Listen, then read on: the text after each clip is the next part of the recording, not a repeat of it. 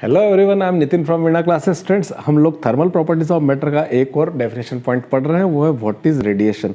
Actually क्या है, ये सब छोटे छोटे पॉइंट्स हैं लेकिन बहुत इंपॉर्टेंट होते हैं एग्जाम पॉइंट ऑफ व्यू से, और हमारे साथ में हमारे अगले पार्ट्स को पढ़ने के लिए इनकी हेल्प हमारे लिए बहुत ज़रूरी होती है। स्टूडेंट्स, रही बात इनके नोट्स की, तो मैंने आपको सबको फ्री में प्रोवाइड करवा दिए हैं, लेकिन यदि आप देख नहीं पाएँ तो लिंक डिस्क्रिप्शन में दिए, जाके ज़रूर देख सकते हैं। और नोट्स देखना ज़रूरी है, क्योंकि पढ़ेंगे तभी बढ़ेंगे आप।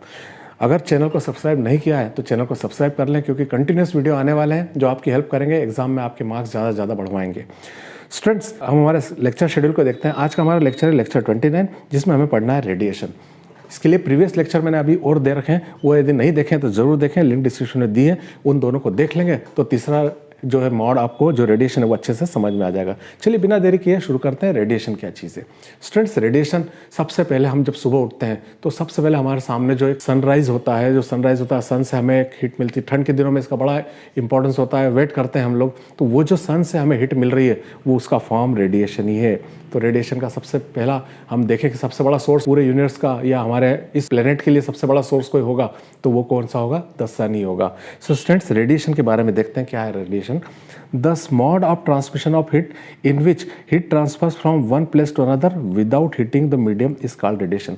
इसमें क्या होता है कि हीट, मान लीजिए हीट यहाँ से इस सोर्स से निकल रही है और यहाँ तक आ रही है, लेकिन बीच में जो मीडियम प्रेजेंट है वो इसको कहीं गर्म नहीं कर रही है, सिर्फ उसको यूज़ करते हुए उसमें से पास हो रही है और उस जगह तक आ रही है, लेकिन उसको मीडियम को कभी गर्म नहीं कर रही, उसका टेम्परेचर बढ़ा नहीं रही है, तो उसे हम कहते हैं radiation. The energy emitted to object in form of radiation of its temperature is called thermal radiation.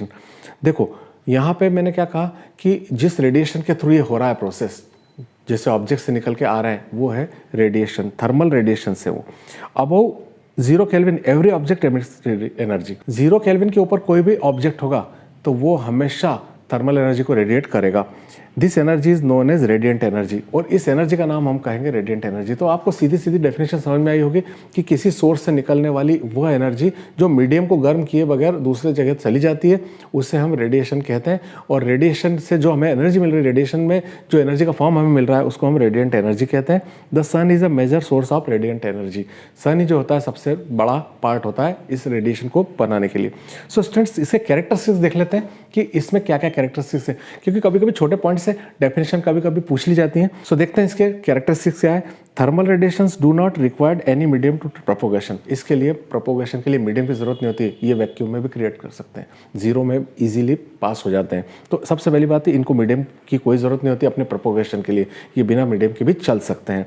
Thermal radiations travel with the speed of light. देखिए लाइट का जो स्पीड है 3 × 10⁸ मीटर पर सेकंड, उसी स्पीड से ये रेडिएशन भी travel करते हैं मीडियम में, और मीडियम में है तो भी करेंगे और मीडियम नहीं है तो भी उसमें ट्रेवल करेंगे। Thermal radiations travel in straight line, ये हमेशा स्ट्रेट लाइन में ट्रेवल करते हैं, जिगजैग में नहीं करते हैं। These radiations called infrared radiation, इन्हें इंफ्रारेड रेडिएशन कहा जाता है, क्योंकि हम जानते हैं सन से हमें जो एनर्जी मिलती है उसका एक फॉर्म रेडिएशन भी है। These radiations hit the object when come to contact with them। अब ये रेडिएशन जहाँ भी जाते हैं, मान लीजिए ये पेन मैं आपको रेडिएशन के फॉर्म में बता रहा हूँ और ये ऑब्जेक्ट है मेरा हाथ, तो मेरी पाम के ऊपर आके टकरा रहा है, तो ये क्या करेगा, जैसे उसको टकराएगा उसका टेम्परेचर बढ़ा देगा। तो ये क्या करेगा, इंफ्रारेड रेडिएशन की प्रॉपर्टी होती है कि वो बर्तन धूप में रखा है तो बर्तन दिखाई दे रहा है, वो विजिबल लाइट से दिख रहा है, लेकिन गर्म हो रहा है, वो इसी एनर्जी से गर्म हो रहा है, उसे हम क्या कहते हैं, इंफ्रारेड रेडिएशन कहते हैं। तो ये जिसके कांटेक्ट में आते हैं उसे क्या कर देते हैं, गर्म कर देते हैं। These radiations obeys laws reflection and refraction as well as inverse square law.